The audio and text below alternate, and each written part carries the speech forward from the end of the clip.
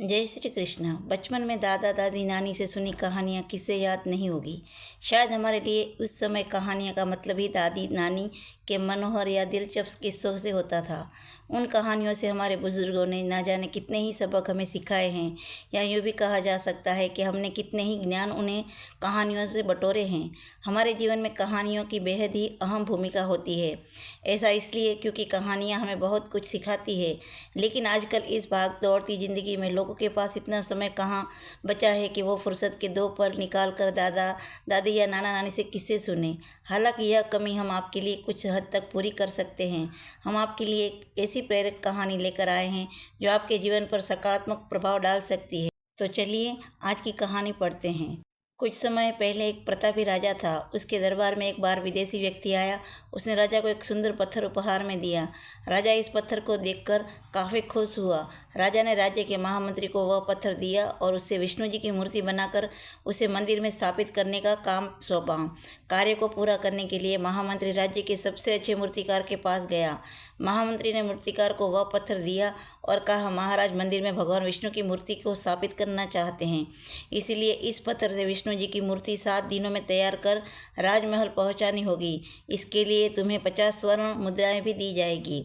जैसे ही मूर्तिकार ने 50 स्वर्ण मुद्रा की बात सुनी, वह बहुत खुश हो गया। जैसे ही महामंत्री वहां से गए, उसके बाद ही मूर्तिकार ने पत्थर से विष्णु जी की मूर्ति बनाने का कार्य शुरू कर दिया। उसने कुछ औजार निकाले। औजार में एक हथौड़ा था। मूर्तिकार ने हथौड़े से पत्थर पर मारा, लेकिन वो पत्थर वैसे का वैसा ही रहा।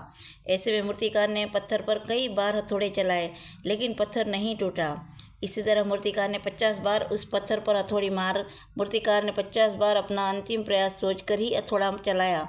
उसके बाद जैसे ही 51वीं बार हथौड़ा चलाने लगा, तो यह सोचकर उसने अचानक अपना हाथ पीछे कर लिया कि जब यह पत्थर 50 बार में नहीं टूटा तो अब क्या टूटेगा।